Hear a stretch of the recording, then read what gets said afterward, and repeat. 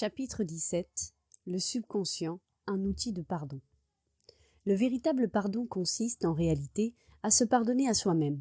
Le pardon consiste à s'aligner avec la divine loi de l'harmonie. Lorsqu'on s'accable de reproches, on se condamne à vivre en enfer, et lorsqu'on se pardonne, c'est le ciel qui nous tend les bras. Harmonie et paix. La vie ne favorise personne. Dieu est vie, et ce principe de vie coule en ce moment même à travers vous. Dieu aime à s'exprimer à travers vous en tant qu'harmonie, paix, beauté, joie et abondance. C'est ce qui s'appelle la volonté de Dieu ou la tendance de la vie. Si vous établissez dans votre esprit une résistance au libre cours de la vie à travers vous, cette congestion émotionnelle va se fixer dans votre subconscient et provoquer toutes sortes de conditions négatives. Dieu n'a aucun rapport avec les conditions malheureuses et chaotiques du monde. Toutes ces conditions sont créées par le mode de pensée négatif et destructeur de l'homme. Il est donc stupide de blâmer Dieu pour vos ennuis ou pour votre maladie. Beaucoup de personnes opposent une résistance mentale au courant de la vie en accusant Dieu et en lui faisant reproche pour les péchés, les maladies et la souffrance des hommes. D'autres rejettent le blâme sur Dieu pour leurs douleurs, leurs peines, la perte d'être cher, les tragédies personnelles et les accidents. Ils dirigent leur colère contre Dieu, le croyant responsable de leur détresse. Tant que les êtres entretiendront de tels concepts négatifs au sujet de Dieu, ils en auront automatiquement les réactions négatives dans leur subconscient. En fait, ces personnes ne savent pas qu'elles se punissent elles-mêmes. Il faut qu'elles comprennent la vérité, qu'elles se dégagent et s'abstiennent de toute condamnation, de tout ressentiment, de toute colère envers chacun et envers toute puissance extérieure. Autrement, elles ne peuvent entrer dans une activité saine, heureuse ou créatrice. Dès l'instant où ces personnes entretiennent dans leur esprit et dans leur cœur l'idée d'un Dieu d'amour, lorsqu'elles acceptent l'idée que Dieu est leur Père aimant qui veille sur elles, prend soin d'elles, les guide et les fortifie, ce concept, cette croyance à l'égard de Dieu, principe de toute vie, va être accepté par leur esprit subconscient et elles vont obtenir d'innombrables bénédictions. La vie vous pardonne toujours. La vie vous pardonne lorsque vous vous coupez le doigt. L'intelligence subconsciente qui est en vous se met immédiatement à guérir votre doigt. Des cellules nouvelles recouvrent la plaie. Si vous mangez par erreur une nourriture contaminée, la vie vous pardonne en vous la faisant rejeter afin de vous préserver. Si vous vous brûlez la main, la vie réduit l'œdème et la congestion et vous donne des cellules neuves, des tissus neufs, une peau neuve. La vie n'a pas de ressentiment envers vous. Toujours, elle vous pardonne. La vie vous rend à la santé, à la vitalité, à l'harmonie et à la paix, à condition que vous coopériez avec elle en pensant conformément à la nature. Les souvenirs négatifs, douloureux, l'amertume et la mauvaise volonté entravent le libre cours de la vie en vous. Se libérer du sentiment de culpabilité. Harriet G. travaillait très souvent jusque tard le soir. Parfois, elle rentrait à la maison vers minuit. Elle s'attendait à ce que son patron et ses collègues soient reconnaissants pour ses efforts, mais non. Comme elle était la plupart du temps la seule à travailler le soir, les autres n'étaient même pas conscients de son dévouement. D'autre part, sa famille souffrait énormément de son absence. Son mari et ses enfants se demandaient même parfois, ironiquement, s'ils la reconnaîtraient dans la rue. Lorsque son Benjamin, qui jouait dans la ligue locale le baseball, avait une partie, non seulement elle n'y insistait pas, mais elle oubliait même de demander si son équipe avait gagné. Et pour couronner le tout, son médecin l'avait avertie qu'elle devait faire attention parce qu'elle avait commencé à souffrir d'hypertension. Harriet est venue me consulter après que son mari eut exprimé son désir de se séparer. Je lui ai demandé pourquoi elle s'en était éloignée et pourquoi elle démontrait si peu d'intérêt pour ses enfants. Au début, elle disait qu'elle devait travailler extrêmement dur pour seulement arriver à faire son travail correctement. Je lui ai demandé si ses collègues travaillaient aussi dur qu'elle. Elle m'a avoué que non, qu'ils avaient un horaire de travail à peu près normal et qu'ils effectuaient néanmoins du bon travail. Je lui ai expliqué pourquoi elle travaillait avec tant d'ardeur. Il y a en vous quelque chose qui vous dévore, car vous n'agiriez pas ainsi. Vous êtes en train de vous punir. Au début, elle refusait cette explication. Elle insistait pour dire qu'elle travaillait normalement et que ses collègues étaient des paresseux. Après un moment, elle a néanmoins admis qu'elle éprouvait un profond sentiment de culpabilité. À la mort de son père, 15 ans auparavant, elle avait été nommée exécutrice testamentaire et elle avait délibérément omis de donner à son frère cadet l'important montant d'argent auquel il avait droit. « Pourquoi avoir fait cela ?» lui ai-je demandé. « Est-ce que parce que vous vouliez lui voler son argent ?» Bien sûr que non. Mon frère était toxicomane. Je savais pertinemment ce qu'il ferait de son argent si je le lui donnais. Aussi, je me suis dit que je le lui donnerais plus tard lorsqu'il aurait réglé son problème. Et puis, elle soupira profondément. Il ne l'a jamais réglé, il est mort. Et l'on croit qu'il s'est suicidé. Ce n'est peut-être pas son intention, mais le résultat est le même. Il n'avait que 36 ans et je me demande régulièrement si cela aurait été différent s'il avait pu toucher son héritage. Il l'aurait peut-être utilisé pour aller en désintoxication et il serait peut-être encore parmi nous aujourd'hui. C'est moi qui suis responsable de sa mort. Et je lui demandais « Et si c'était à refaire, que feriez-vous » ? « Je l'ignore, dit-elle en secouant la tête, mais ce que je sais, c'est que je ferai davantage d'efforts pour l'aider au lieu de lui adresser constamment des reproches à cause de son problème. Mais à l'époque, est-ce que vous vous sentiez justifié d'agir comme vous l'avez fait ? Aviez-vous l'impression que vous faisiez ce qu'il fallait pour l'aider ? Bien sûr, mais je sais aujourd'hui que j'ai eu tort d'agir ainsi. Cet argent ne m'appartient pas. Alors, si vous étiez placé devant le même choix aujourd'hui, feriez-vous la même chose ? Non. Elle est devenue pensive, puis a dit tristement « Je sais maintenant que j'avais tort, mais cela n'a plus d'importance désormais. Jamais je ne pourrai me pardonner ce que j'ai fait. J'ai volé de l'argent au seul frère que j'avais, et il est mort. Ce n'est que justice que Dieu me punisse. Je n'ai que ce que je mérite. » Je lui expliquai que ce n'était pas Dieu, mais elle-même qui se punissait. Si vous utilisez mal la loi divine, vous en vivrez les conséquences. Si vous touchez à un fil électrique, vous subirez un choc. Les forces de la nature ne sont pas mauvaises en soi. C'est l'utilisation que l'on en fait qui détermine si leur effet sera bénéfique ou maléfique. L'électricité n'a rien de maléfique. Cela dépend si vous l'utilisez pour allumer la lumière ou pour électrocuter quelqu'un. Le seul péché qui soit consiste à ignorer la loi divine et la seule punition consiste à en subir les conséquences lorsqu'on s'en sert de façon inappropriée. Si vous ignorez les lois de la chimie, vous risquez de faire exploser votre maison. Si vous passez votre main sur une lame de couteau, vous risquez de vous blesser. Et ce n'est pas la lame qui est responsable de votre blessure, mais votre façon de l'utiliser. Finalement, j'ai aidé Harriet à comprendre que Dieu ne condamne ni ne punit qui que ce soit. La souffrance qu'elle éprouvait était simplement la réaction de son subconscient à ses propres pensées négatives. Elle avait besoin de pardon. Le véritable pardon consiste à se pardonner à soi-même. Le véritable pardon consiste à s'aligner avec la loi divine de l'harmonie.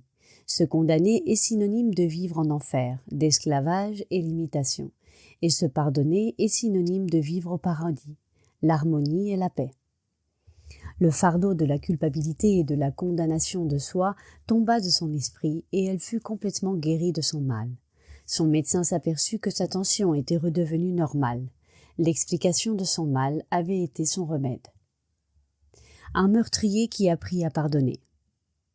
Un homme qui avait commis un meurtre en Europe vint me voir il y a de nombreuses années. Une profonde angoisse l'étreignait et il était torturé à la pensée que Dieu ne manquerait pas de le punir. Il m'expliqua que l'homme qu'il avait tué avait eu une liaison avec sa femme. Il était revenu à l'improviste d'un voyage de chasse et les avait pris sur le fait. Dans un accès de rage, il a abattu l'amant de sa femme. La justice n'a pas été sévère, le condamnant à une peine de quelques mois de prison. À sa sortie de prison, il a divorcé puis a émigré aux États-Unis. Après plusieurs années, il a rencontré une Américaine. Il l'a épousée et 3 beaux enfants ont béni leur mariage.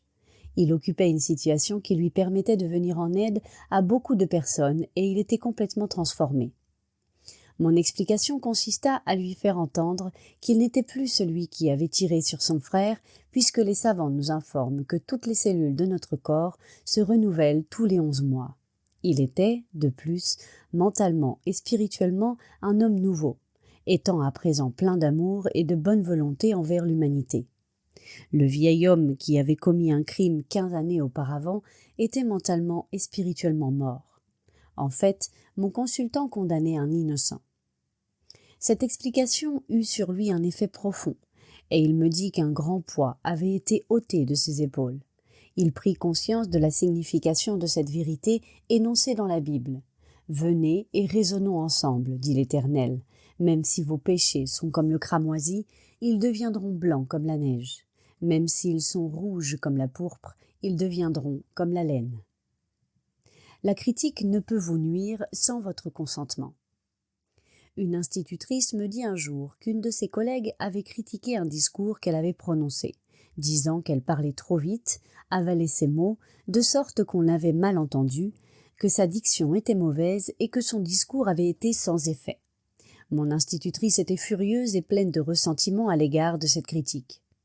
Néanmoins, elle m'avoua que cette critique était fondée. Elle n'était pas habituée à parler devant un auditoire adulte. Elle s'était sentie nerveuse avant sa présentation et après, elle était tout simplement soulagée que ce soit terminé. C'est pourquoi les remarques de son collègue l'ont blessée si profondément. Elle se sentait comme un petit enfant qui fait ses premiers pas et à qui l'on aurait demandé de courir alors que le simple fait de mettre un pas devant l'autre représente un défi formidable.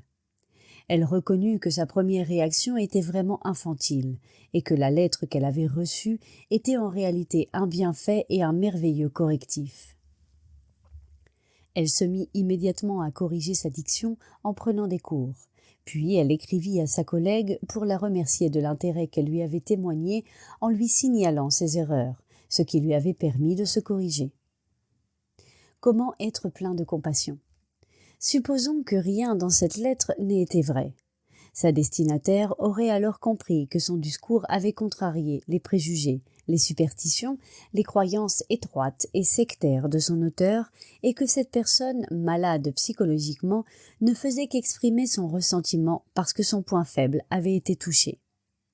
Comprendre cela, c'est être plein de compassion. Il lui fallait logiquement prier pour la paix, pour l'harmonie et la compréhension de sa correspondante. Vous ne pouvez être blessé lorsque vous savez que vous êtes le maître de vos pensées, de vos réactions et de vos émotions.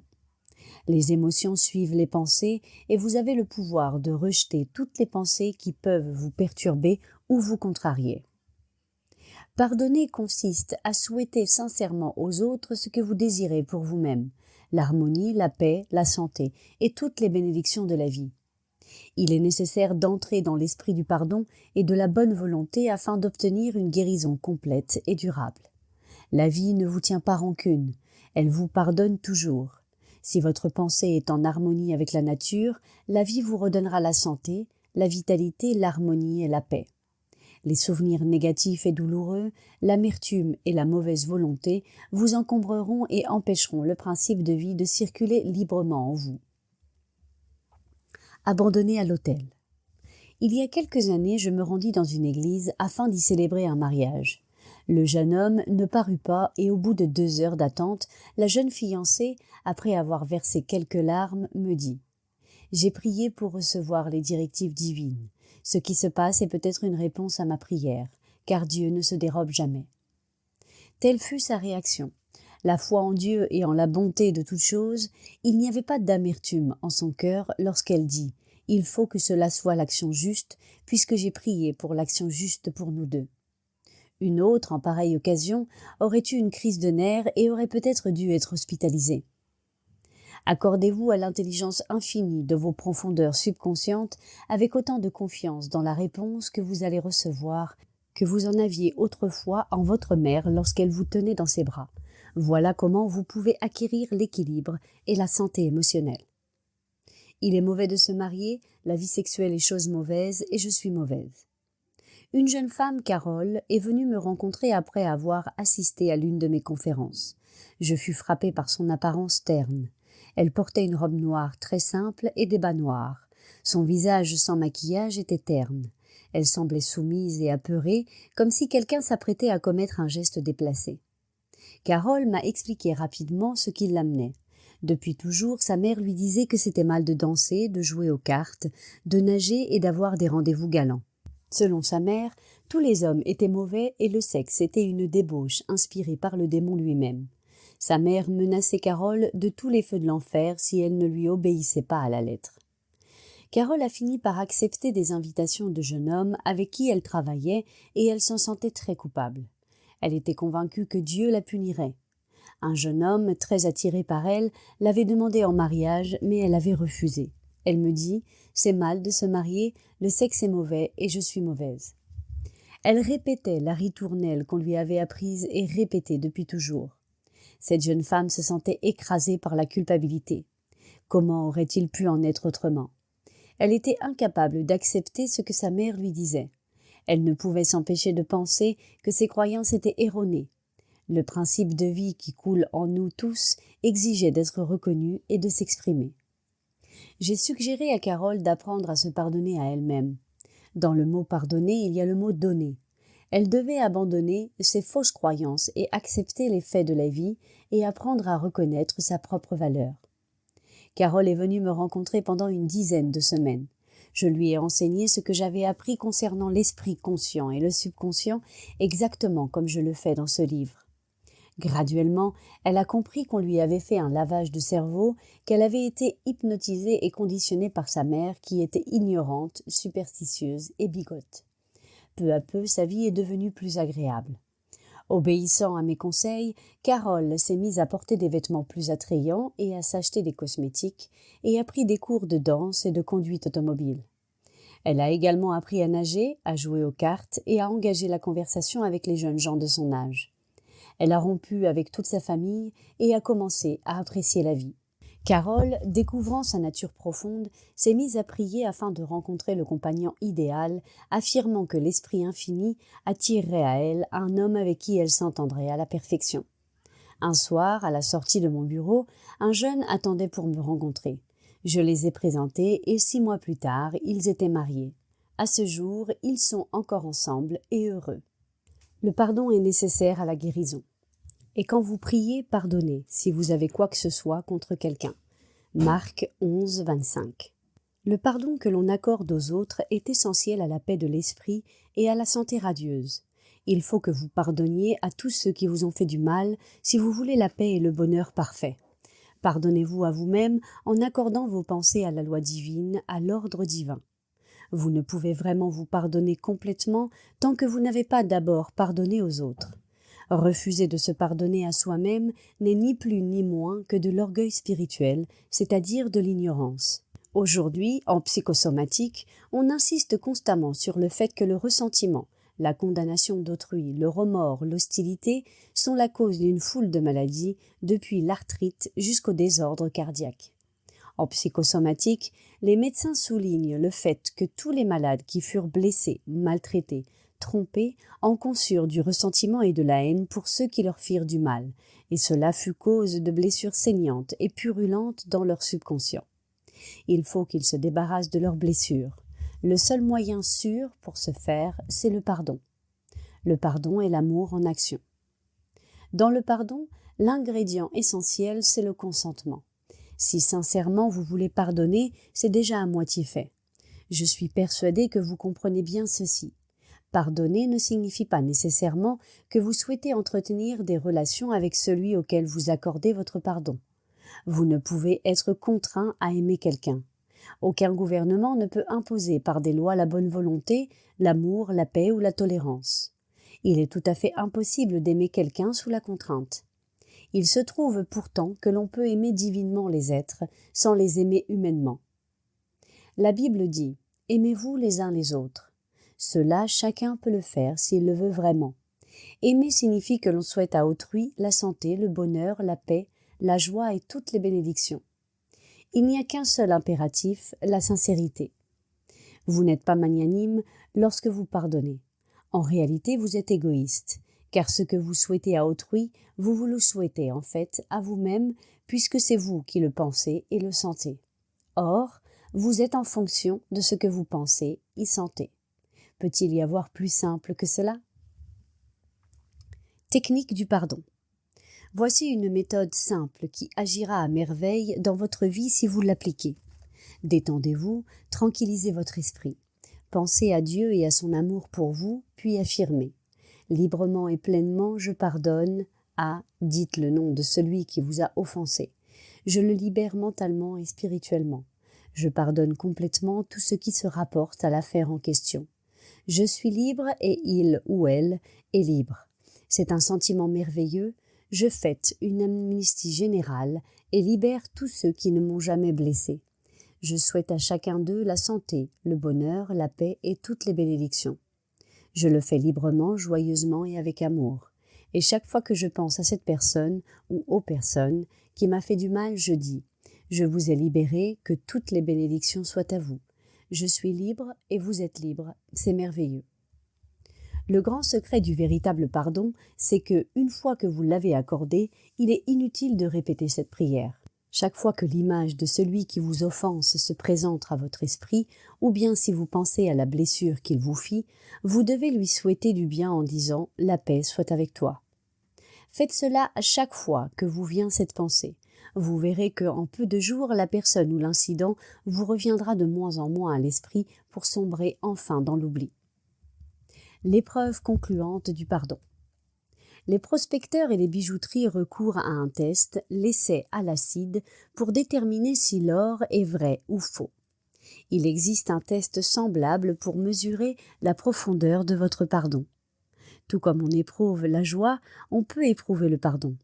Si je vous disais quelque chose de merveilleux au sujet d'une personne qui vous a trompé, volé, dépouillé et que vous entriez en fureur en entendant les bonnes nouvelles la concernant, cela prouverait que les racines de la haine subsistent dans votre subconscient et vous ravagent. Supposons que vous ayez eu un douloureux abcès dentaire il y a 1 an et que vous m'en parliez.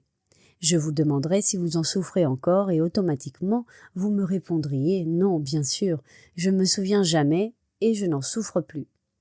Tout est là. Vous avez souvenance de cet incident, mais vous n'en souffrez plus. Voilà la preuve concluante, et il faut l'accepter psychologiquement et spirituellement, faute de quoi vous vous trompez vous-même et vous ne pratiquez pas le véritable art du pardon. Comprendre, c'est pardonner. Quand l'homme comprend la loi créatrice de son propre esprit, il cesse de blâmer les autres et les circonstances pour ce qui le blesse. Il sait que ses propres pensées et ses propres sentiments créent sa destinée. De plus, il a conscience que ce qui lui est extérieur n'est ni la cause ni les conditions de sa vie.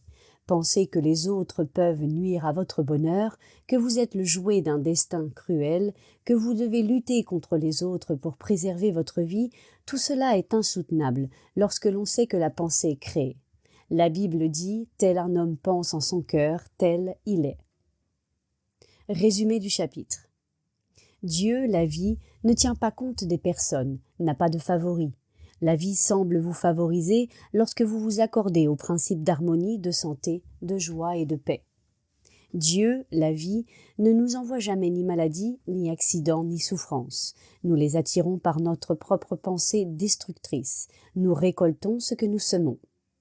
Votre concept de Dieu est la chose la plus importante de votre vie. Si vous croyez vraiment en un Dieu d'amour, votre subconscient vous répondra en vous donnant d'innombrables bénédictions. Croyez en un Dieu d'amour. La vie, Dieu, n'a envers vous aucune rancune. La vie ne vous condamne jamais. La vie guérit la coupure profonde que vous vous faites à la main. La vie pardonne si vous vous brûlez le doigt. Elle réduit l'œdème et vous rend à l'intégrité et à la perfection. Votre complexe de culpabilité est un faux concept de Dieu, de la vie, qui ne vous punit ni ne vous juge. C'est vous qui vous jugez et qui vous punissez par vos fausses croyances, votre pensée négative et votre condamnation de vous-même. Dieu, la vie, ne vous condamne ni ne vous punit. Les forces de la nature ne sont pas mauvaises. Leur effet dépend de la façon dont vous vous servez de la puissance qui est en vous. Vous pouvez vous servir de l'électricité aussi bien pour tuer quelqu'un que pour éclairer une maison. Vous pouvez vous servir de l'eau aussi bien pour vous noyer que pour étancher votre soif. Le bien et le mal rejaillissent sur la pensée et sur le dessein qui sont dans votre esprit. Dieu, la vie, ne punit jamais. L'homme se punit lui-même par ses faux concepts de Dieu, de la vie, de l'univers. Ses pensées sont créatrices et il crée sa propre misère. Si quelqu'un vous critique et que vous en reconnaissez le bien fondé, réjouissez-vous. Rendez grâce et appréciez les commentaires que l'on fait à votre sujet. Cela vous donnera la possibilité de corriger vos imperfections. Vous ne pouvez être blessé par la critique quand vous savez que vous êtes le maître de vos pensées, de vos réactions et de vos émotions. Cela vous donne l'occasion de prier pour celui qui vous critique et de le bénir, vous bénissant ainsi vous-même. Lorsque vous priez pour être dirigé et pour bien agir, prenez ce qui vient. Rendez-vous compte que cela est bon et très bon. Rien n'est ni bon ni mauvais si ce n'est ce qu'en fait la pensée. Il n'y a rien de mal dans la vie sexuelle, pas plus que dans le désir de manger, de posséder une fortune ou de s'exprimer parfaitement. Cela dépend de la façon dont vous vous servez de ces impulsions, de ces désirs, de ces aspirations. Vous pouvez satisfaire votre désir de nourriture sans tuer quelqu'un pour une miche de pain. Le ressentiment, la haine, la mauvaise volonté et l'hostilité sont cause d'une foule de maladies. Pardonnez-vous à vous-même et à tous en projetant l'amour, la vie, la joie et la bonne volonté vers tous ceux qui vous ont blessé. Continuez jusqu'à ce que les rencontrant dans votre esprit, vous vous sentiez en paix avec eux. Pardonner, c'est donner quelque chose. Offrez de l'amour, de la paix, de la joie, de la sagesse et toutes les bénédictions à l'autre jusqu'à ce qu'il n'y ait plus de douleur dans votre esprit. Voilà l'épreuve véritable du pardon. Supposons que vous ayez eu un abcès dentaire très douloureux il y a 1 an, sentez-vous cette douleur à présent? Non. De même, si quelqu'un vous a fait du mal, vous a calomnié, blessé, outragé, éprouvez-vous des sentiments négatifs à son égard? Entrez-vous en fureur lorsque son image vous vient à l'esprit? Si c'est le cas, les racines de la haine sont encore vivaces en vous et vous détruisent, vous et votre bien. Le seul moyen de les arracher à jamais, c'est l'amour. Souhaitez à celui qui vous a fait du mal toutes les bénédictions, jusqu'à ce que vous n'y pensiez plus qu'ainsi, dans la paix et la bonne volonté. Voilà la signification de « pardonner jusqu'à 70 fois 7 ». Il est essentiel de pardonner aux autres pour connaître la paix de l'esprit et une excellente santé. Pour vivre dans la joie, il faut pardonner à tous ceux qui vous ont blessé. Pardonnez-vous à vous-même en nourrissant des pensées d'harmonie avec la loi et l'ordre divin. Pour vous pardonner à vous-même, il vous faut d'abord pardonner aux autres. En refusant de vous pardonner, vous faites plus ou moins preuve d'arrogance et d'ignorance.